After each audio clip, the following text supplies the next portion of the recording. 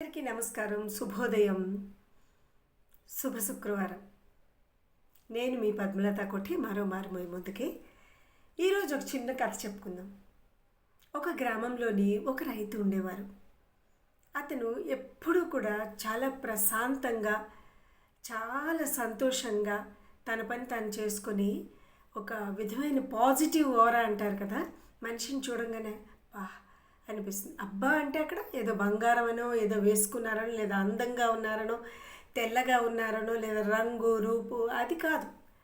ఒక వ్యక్తిని చూడంగానే ఒక విధమైన ప్రశాంతత వస్తుంది. అది పాజిటివ్ అవరా అంటారంటే ఆ వ్యక్తి చుట్టూరా ఉండే అవరా అన్నమాట.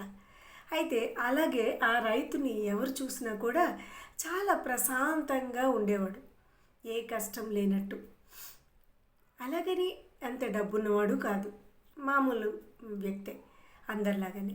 అందరూ చూసి ఏంటి నువ్వు ఇలా ఉన్నావు, నీకే చిక్కు చింత లేదు, ఏమీ లేకపోయినా అని అందరూ అతను అంటూ ఉండేవారు. అతను మాత్రం చాలా ప్రశాంతంగా ఉన్నాడు. అతను ఏం చేశాడంటే, తను యాక్చువల్గా తను చేసిన పని ఏంటంటే, తనకున్న చిన్న పొలంలోని అతను బ్యాంబూ ఉంటాయి కదా, వెదురు, ఆ వెదురు మొక్కలు నాటుకున్నాడు. అంతే, నాటుకొని రోజు వెళ్ళడం, నీళ్లు పోయడం, మళ్ళీ ఇంటికి వచ్చాడు. అలాగా అతను నీరు పోస్తూ ఉండేవాడు. అంతే అతను చేసిన పని.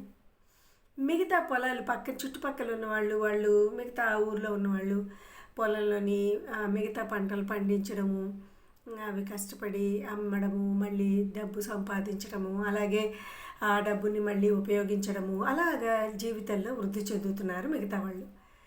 ఈ మిగతా వాళ్ళు ఎవరైతే ఉన్నారో వాళ్ళందరూ ఇతనికి ఈ రైతుకి అడిగేవారు అనమాట, ఏంటి నువ్వు ఆ మొక్కలు నాటేసి ఊరుకున్నావు అంతేను అనేసి, నీకు ఏ విధమైన పంట ఫలము ఏమీ లేదు, ఏంటి నువ్వు అని అతన్ని కొంచెం ఎగతాళి చేస్తూ ఉండేవారు. అతను మాత్రం ఏం పట్టించుకోకుండా ప్రశాంతంగా నీళ్లు పోస్తూ పోస్తూ పోస్తూ పోస్తూ ఇలాగా 5 ఏళ్ళండి. జీవితంలో 5 ఏళ్ళు అంటే చాలా ఎక్కువ సమయం. 5 ఏళ్ళు అలాగ పోస్తూ పోస్తూ పోస్తూ ఉన్నాడట. అప్పుడు ఒకరోజు అందులోంచి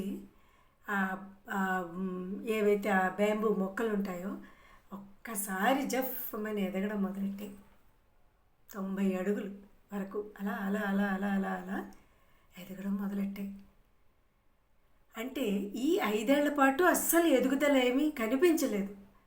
కిందని వేళ్ళని కరెక్ట్గా సెట్ చేసుకుంటుంది అనమాట ఆ చెట్టు, ఆ వృక్షం. ఇవాళ పర్యావరణ దినోత్సవం కదా, అందుకే చెప్తున్నాను. అయితే ఆ వృక్షము అది పెద్ద చెట్టు అవడానికి ఒక 5 ఏళ్ళు పట్టింది.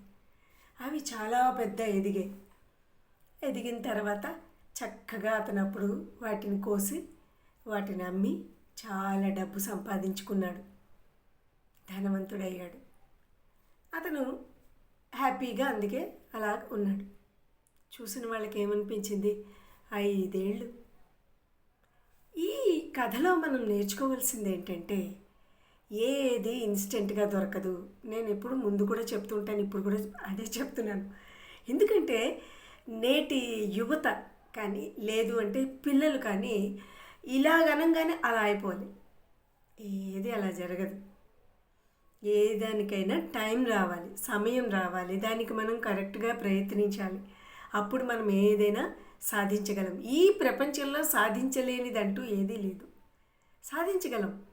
సాధించాలి అంటే టైం కూడా కొంత మనం కేటాయించాలి. అలాగా మనము పాజిటివ్గా ఆలోచిస్తూ, భగవంతుడు ఏ దేవుడు కావచ్చు, ఏ మతం కావచ్చు, ఎవరు కావచ్చు, ఇక్కడ మతాలతో సంబంధం లేదు. దేవుడు ఒక్కడే, శక్తి ఒక్కటే. ఆ శక్తి ఏదైతే ఉందో ఆ పవర్ మనకి రావాలి. అలాగే మనం ఏంటంటే జీవితంలో ముందుకు ఎదగాలి అంటే మనము కరెక్ట్ అయిన ప్రణాళికతో ముందుకు వెళ్ళాలి. ఈ రైతు నుంచి మనం నేర్చుకోవాల్సింది ఏంటంటే, ఏ పనైనా ప్రశాంతంగా ఒక ప్రణాళికబద్ధంగా చేస్తే ఏదైనా మనం సాధించగలం. మనమేమనుకుంటామో అది సాధించడానికి ఒక్క రోజులోనో, ఒక నెలలోనో, ఒక ఏడాదిలోనో అవ్వదు. టైం పడుతుంది. అంతవరకు ఓపికగా మన ప్రయత్నాన్ని కొనసాగించాలి. కానీ దురదృష్టం ఏంటంటే చాలామంది మనలోని ఒక పని మొదలెట్టగానే అవ్వకపోతే ఒక రోజు, ఒక నెల, తర్వాత 6 నెలలు, ఒక ఏడాది కూడా చూసిన వాళ్ళు లేరు నాకు తెలిసి.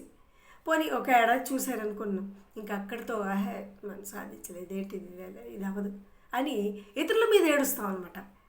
అయ్యో వాళ్ళు చేశారు, వాళ్ళకి ఎవరో సపోర్ట్ ఉందండి, వాళ్ళు అందుకే చేశారు, లేదంటే వీళ్ళకి ఇంకెవరో ఉన్నారు బ్యాక్ బోన్, లేదంటే వీళ్ళకి ఇంకెవరో పుష్ చేస్తున్నారండి, లేదు అంటే ఏదో కులమనో మతమనో రకరకాలన్నమాట. ఇంకా అవన్నీ అనవసరమైనవి. ఆలోచన అవసరమా? ఎందుకు?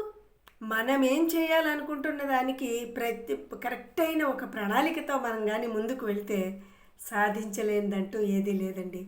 సో ఆ పాజిటివ్ ఎనర్జీతో ముందుకు కదులుదాం. మనమందరం మన జీవితంలో ఏవైతే సాధించాలో సాధిద్దాం.